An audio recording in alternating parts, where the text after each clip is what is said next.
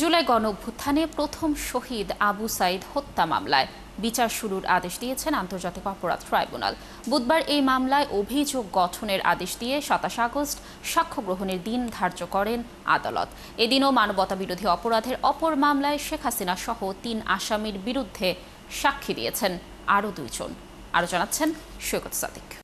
বৈষম্য বিরোধী আন্দোলনে পুলিশের গুলিতে ২ হাত প্রসারিত করে বুক পেতে দেন রংপুর বেগম রোকেয়া বিশ্ববিদ্যালয়ের ছাত্র আবু সাইদ। পুলিশের বুলেটের আঘাতে ঘটনাস্থলে লুটিয়ে পড়েন তিনি।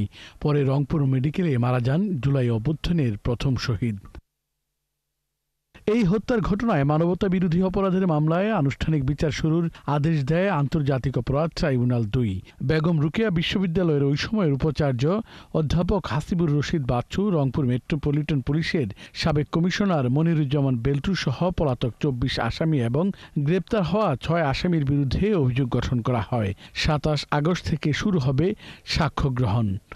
যেই মামলায় ভাইস চ্যান্সেলর এবং পুলিশ কমিশনার সহ ৩০ জন আসামি, সেই মামলায় চার্জ গঠন হয়েছে এবং আগামী ২৭ এবং ২৮ আগস্ট সাক্ষ্য গ্রহণ, ওপেনিং স্টেটমেন্ট এবং সাক্ষ্য গ্রহণের জন্য দিন ধার্য হয়েছে।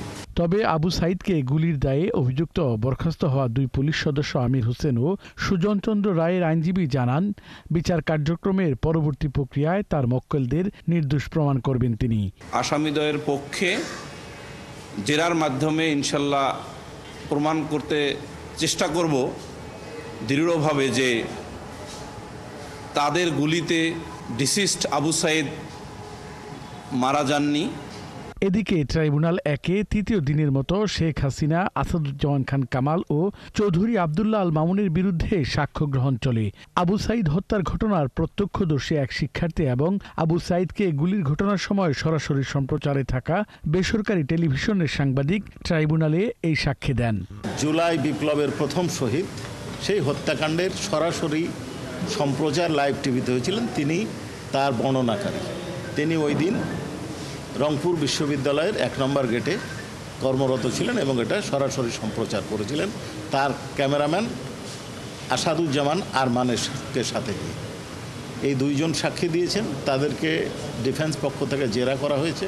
এদিকে জুলাই আন্দোলনে রামপুরায় নির্মাণাধীন ভবনের কার্নিশে ঝুলে থাকা ব্যক্তিকে গুলির ঘটনায় দায়ের করা মামলায় বরখাস্ত ডিএমপি কমিশনার হাবিবুর রহমান সহ ৫ পুলিশের বিরুদ্ধে প্রসিকিউশনে প্রতিবেদন জমা দিয়েছে তদন্ত সংস্থা।